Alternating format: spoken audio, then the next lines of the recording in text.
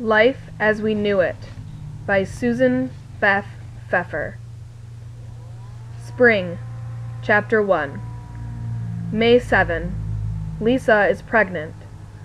Dad called around 11 o'clock to let us know. Only Mom had already taken Johnny to his baseball practice, and of course Matt isn't home from college yet, so I was alone to get the big news. "The baby is due in December," Dad crowed, like he was the first guy in the history of the world with a younger second wife about to have a baby. "Isn't that great? You're going to have a little brother or sister.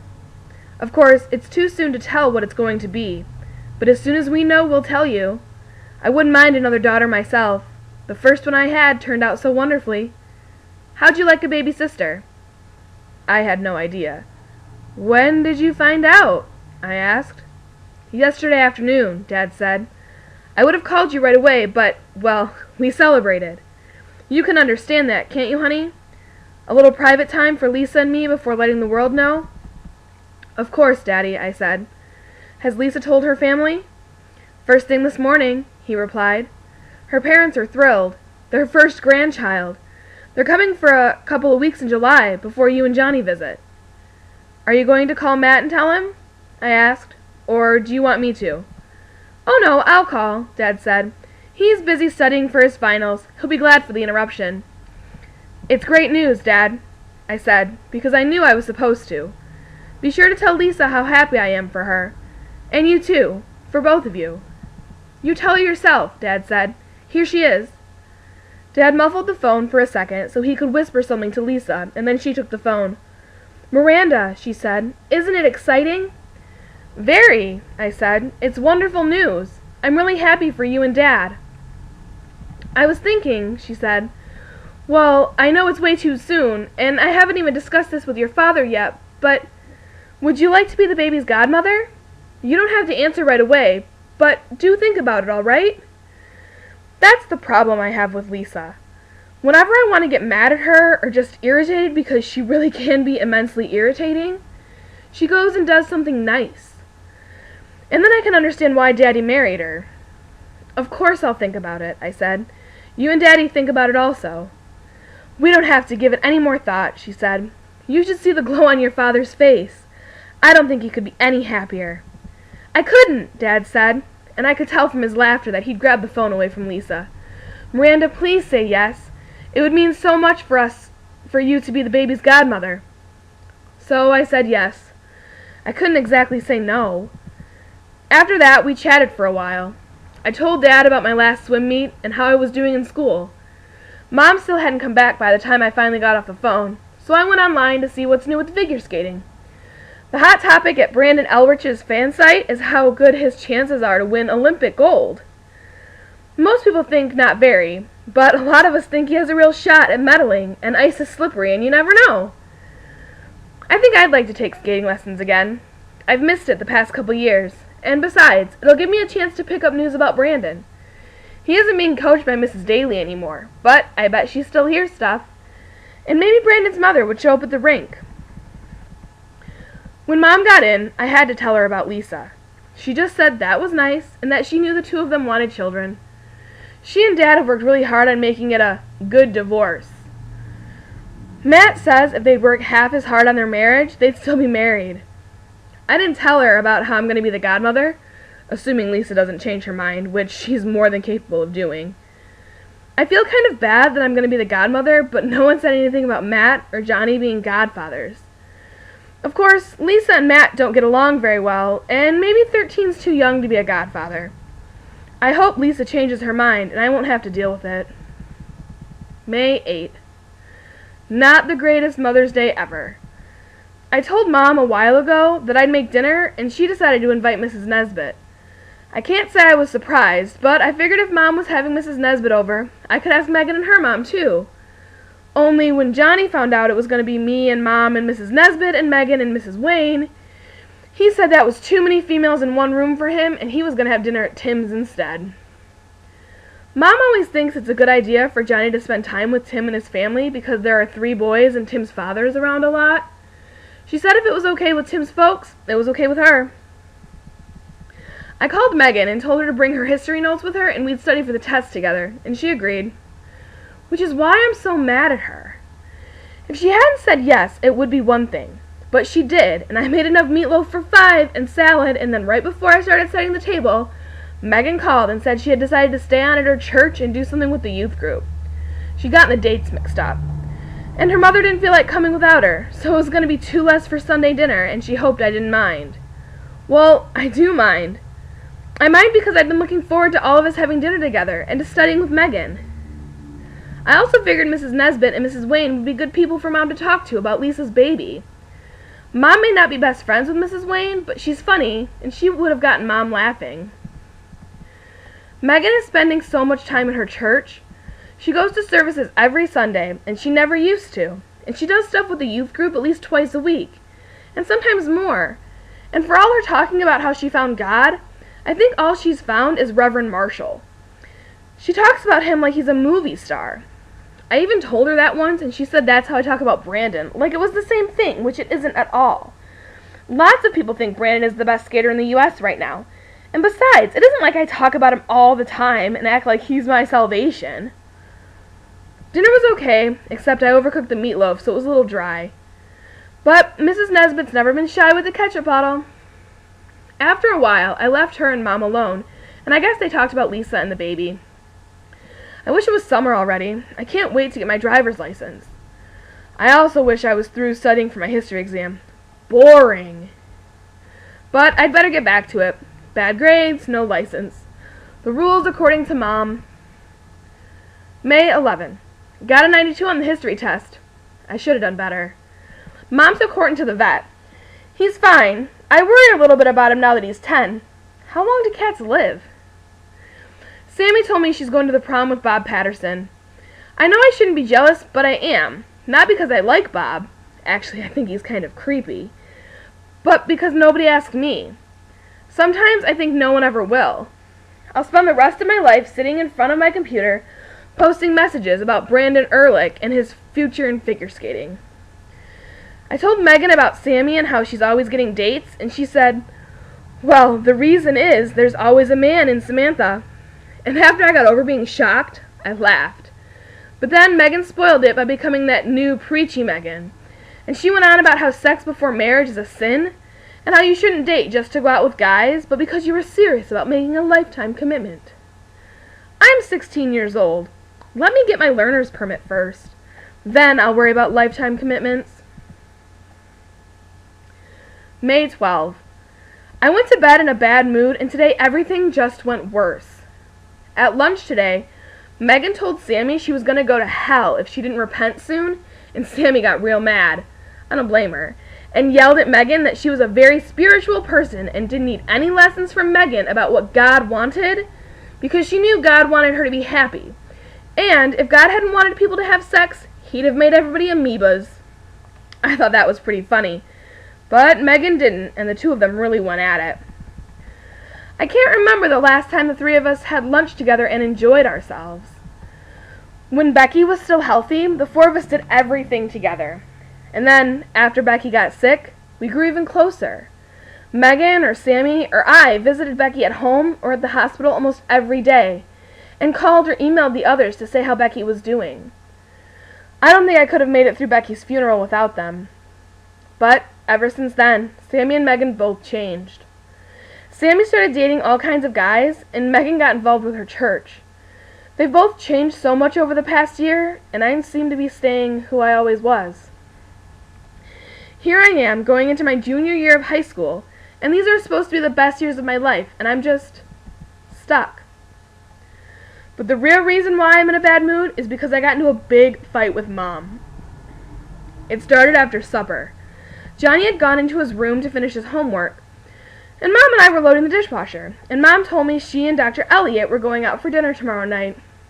There was this quick moment when I was jealous of Mom, because even she has a social life, but it passed pretty fast. I like Dr. Elliot, and Mom hasn't been involved with anybody in a while. Besides, it's always smart to ask favors of Mom when she's in a good mood. So I did. Mom, can I take skating lessons? Just for the summer? She asked. And next year, too, I said, if I feel like continuing. After your ankle healed, you said you didn't want to skate again, Mom said. "The doctor said I shouldn't even try jumping for 3 months," I said. "And by then there wasn't any point competing. So I stopped. But now I'd like to skate just for fun. I thought you liked it that I do sports." "I do like it," Mom said, but the way she slammed the dishwasher closed let me know she didn't like it nearly as much as I thought she did. "But you have swimming, and you were planning on trying out for the volleyball team in the fall. You can't handle 3 sports. 2's probably a stretch, especially if you want to work on the school paper." "So I'll skate instead of volleyball," I said. "Mom, I know my limitations, but I loved skating. I don't understand why you don't want me to." "If I thought the only reason was because you loved it, then we'd talk about it," Mom said. "But skating lessons are very expensive, and I can't help thinking you only want them so you can gossip about Brandon Ehrlich on the message boards." "Mom, Brandon doesn't even skate here anymore," I cried. "He trains in California now." "But his parents still live here," Mom said. "And you'd want to be coached by Mrs. Daly." "I don't know if she'd even take me on," I said. "It's about the money, isn't it? There's money to send Johnny to baseball camp this summer, but not enough money for me to have skating lessons." Mom turned 15 shades of red, and then we really went at it. Mom yelled at me about money and responsibilities, and I yelled at her about favorites and not loving me like she loves Matt and Johnny, which I know isn't true. But Mom wasn't right about me not understanding about money and responsibilities. And we got so loud, Johnny left his bedroom to see what was going on. Mom came into my room about an hour later, and we both apologized. Mom said she'd think about the skating lessons. She said she thought volleyball would be better on my college application since I could join a college squad if I was good enough. She didn't say I'd never be good enough at swimming for a college squad, which was actually kind of nice of her. I'm never going to be good enough for anything the way things are going. And I don't much like either of my 2 best friends these days. All that and a math test tomorrow. I can't even pretend I studied enough for. I wish I was in college already. I don't see how I can make it through the next 2 weeks, let alone 2 more years of high school. May 13. Friday the 13th. Well, things weren't that bad. The math test wasn't as hard as I thought it would be. Mom said if I wanted, I could take skating lessons in July. August I'll be spending with Dad anyway. Then if I want to continue, we'll talk about it again. Megan had lunch with her church friends. I don't like any of them. And Sammy had lunch with this week's boyfriend, so I ended up eating with some of the swim team, which was a lot more fun than listening to Matt and Sammy yell about God. Dan, who will be captain next year, told me I had a really good crawl stroke, and that if I worked at it, he could see me anchoring relays as soon as next season. And I like Peter. He told Johnny and me to call him that. Said Dr. Elliot was his name at the office. Some of the guys Mom stated have tried too hard with us, but Peter seemed pretty casual. Not with Mom, though. He actually stammered when he was talking with her, and he stumbled and nearly fell. But he laughed at himself and said he wasn't nearly that careless when he was operating on someone. He asked if any of us had heard about the asteroid and the moon. Mom remembered something about it because it was big news when the astronomers first announced it was going to happen. Some asteroid's going to hit the moon, and Peter heard on the radio driving over that it's going to be visible in the night sky next week. I asked Mom if we could dig out Matt's telescope, and she said we should ask him, but she was sure it'd be okay. Johnny and I didn't even argue over the computer after Mom left. There was something I wanted to watch on TV from 8 to 9, and there was something he wanted to watch from 9 to 10, so that worked out really well. The fan board is still fighting over whether Brandon will need 2 quads to win the Olympics, or whether he could win with just 1. It would be so amazing if Brandon won a gold. I bet we'd have a parade and everything. It's 11 already, and Mom still isn't home. I guess she and Peter are out admiring the moon. May 15. Spent the weekend working on my English paper. Dad called this morning. Matt says we can use the telescope. He'll be home in a couple of weeks. He swears he'll teach me how to drive. Johnny was named Middle School Player of the Week. May 16. All of a sudden, this moon thing is the biggest thing ever. Either that or my teachers are as bored with schoolwork as we are. I could understand if I were taking astronomy, but French? Madame O'Brien made us talk about La Lune the entire class. She's making us write a composition about it due Friday because Wednesday night we're all going to be outside watching the asteroid hit the moon. Sammy says every time they make a big fuss like that, for an eclipse or a meteor shower, it rains. It isn't just Madame O'Brien who's hot for this asteroid. In English today, we talked about the origin of the word lunar. Eddie made a joke about mooning, and Mr. Clifford was so excited about word origins, he didn't even get mad. He talked about slang instead, and metaphors that have to do with astronomy, and he gave us a new assignment too. We can write on any topic that has to do with the moon. Due Friday, of course.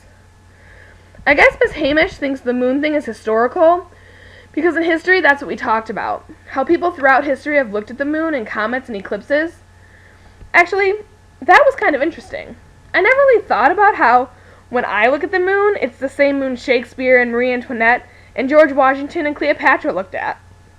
Not to mention all those zillions of people I've never heard of. All those Homo sapiens and Neanderthals looking at the very same moon as me. It waxed and waned in their sky, too. Of course, Miss Hamish wasn't satisfied with inspiring us like that. She gave us an assignment, too. We can write either an essay about astronomy in the past and how it affected someone in history, like if they saw a comet and it scared them or prophesied something, or an article about what's going to happen Wednesday night. Either way, it's due on Friday. I don't understand teachers. You'd think they'd talk to each other and at least one of them would realize how unfair it is to give us all assignments due on Friday.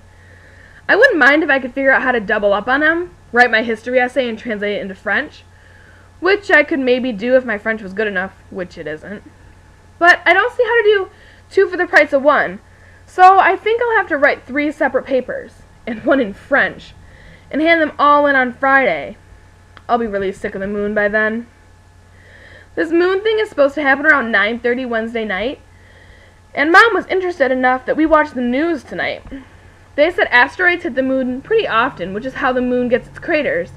But this one's going to be the biggest asteroid ever to hit it, and on a clear night you should be able to see the impact when it happens.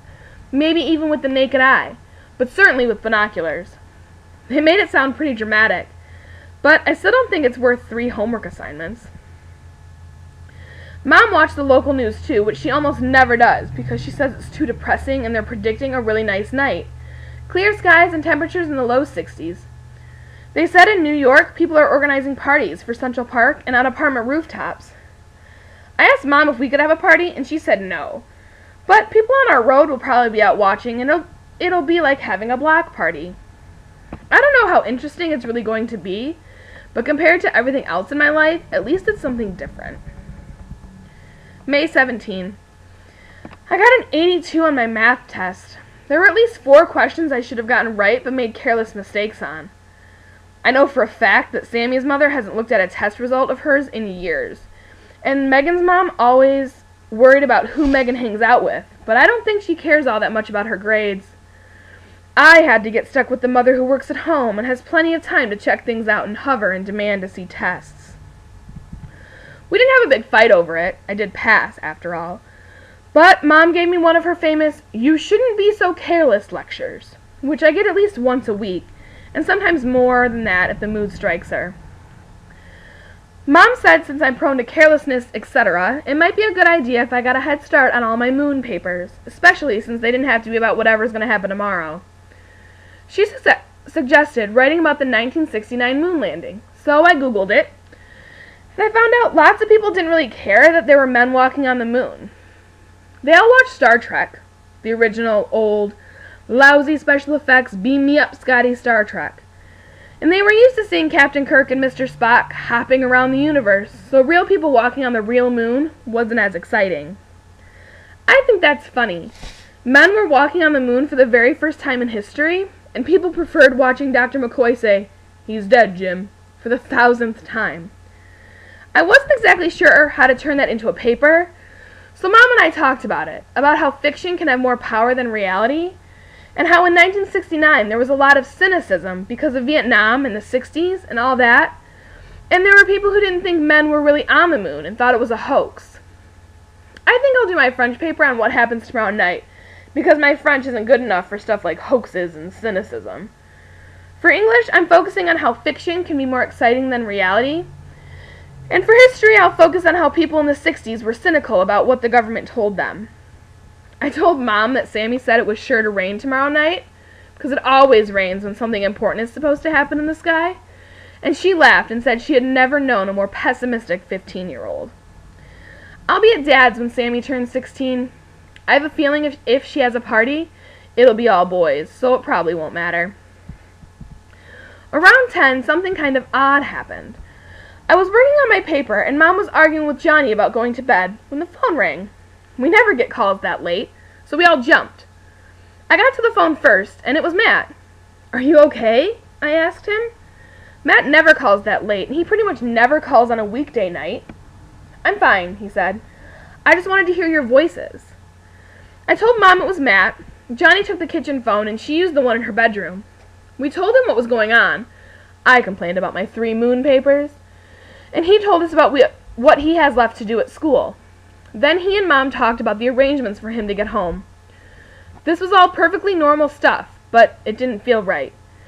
Johnny hung up first, and then Mom, and I managed to get Matt to stay on a minute longer. "Are you sure everything's okay?" I asked him. He paused for a moment. "I have a funny feeling," he said.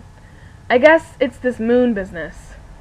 Matt's always been the one to explain things to me. Mom had her writing and Johnny, and Dad was at work, for as long as he was here. So Matt was the one I turned to. I don't think he's psychic, and maybe it's just because he's 3 years older than me, but whenever I've had a question, he's seemed to know the answer. "You don't think anything's going to go wrong?" I asked him. "It's not like the meteor's going to hit us. It's just the moon." "I know," he said, "but things might get a little crazy tomorrow night. Phone lines might get tied up, people calling each other. Sometimes people panic, even if there's no reason." "You really think people are going to panic?" I asked. "Around here, it just seems like an excuse for teachers to give us even more work." Matt laughed. "Teachers never need an excuse for that," he said. "Anyway, I figured I'd find you all at home tonight. It'd be a good chance for me to say hello." "I miss you," I said. "I'm glad you're coming home." "Me too," he said. He paused for a moment. "Are you still keeping that journal of yours?" "Yeah," I said. "Good," he said. "Be sure to write about tomorrow. You'll probably enjoy reading all the details 20 years from now." "You just want me to keep a record of all your clever sayings," I replied, "for your many biographers." "Well, that too," he said. "See you in a few days." When we hung up, I couldn't figure out if I felt better because he called, or worse. If Matt's worried, then I'm worried. But maybe all Matt is worried about is getting through his papers and exams.